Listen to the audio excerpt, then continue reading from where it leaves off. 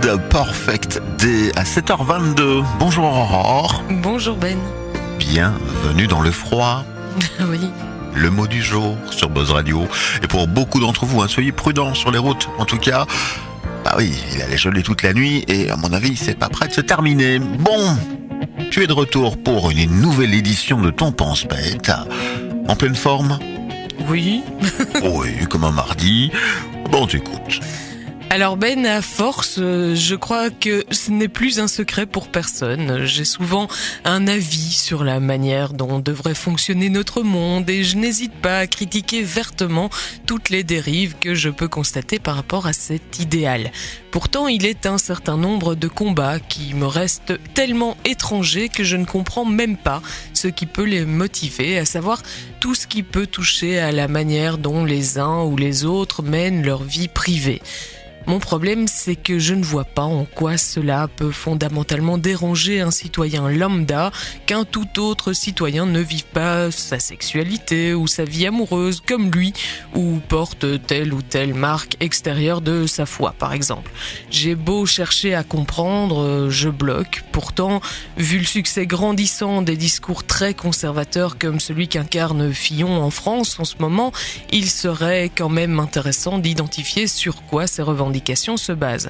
Or, si j'en reviens aux thèmes qui me tiennent à cœur, il me semble que mon inquiétude se porte globalement sur des dérives ou détournements quant au fonctionnement idéal des institutions qui façonnent notre quotidien à tous. Il m'importe souvent de rappeler les principes qui les légitiment afin d'en maintenir le cap.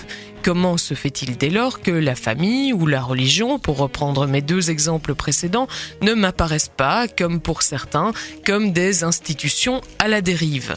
C'est que, contrairement sans doute à d'autres, il ne me semble pas que ces institutions puissent être définies et organisées autour d'objectifs clairs, comme peuvent l'être celles découlant d'une forme de contrat social.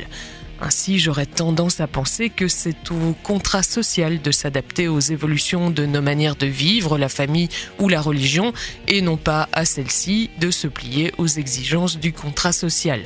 À quoi ça sert de limiter la liberté à la seule sphère politique si elle ne permet pas d'assurer à sa suite une liberté privée ? À nous, finalement, de savoir si cette distinction entre sphère privée et publique a encore un sens et une importance pour le modèle de société que nous souhaitons construire à l'avenir. Oui.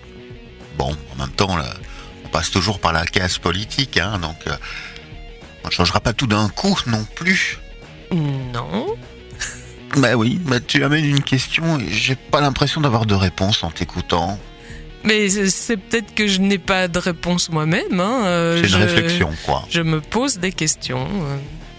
Merci pour nous mettre un grand point d'interrogation dans la figure de grand matin. Bon, excellente journée à toi. Bonne journée, oui. Demain, on est reparti pour la chronique Bonne Humeur du mercredi. On va essayer. C'est pas certain. Bon, ok.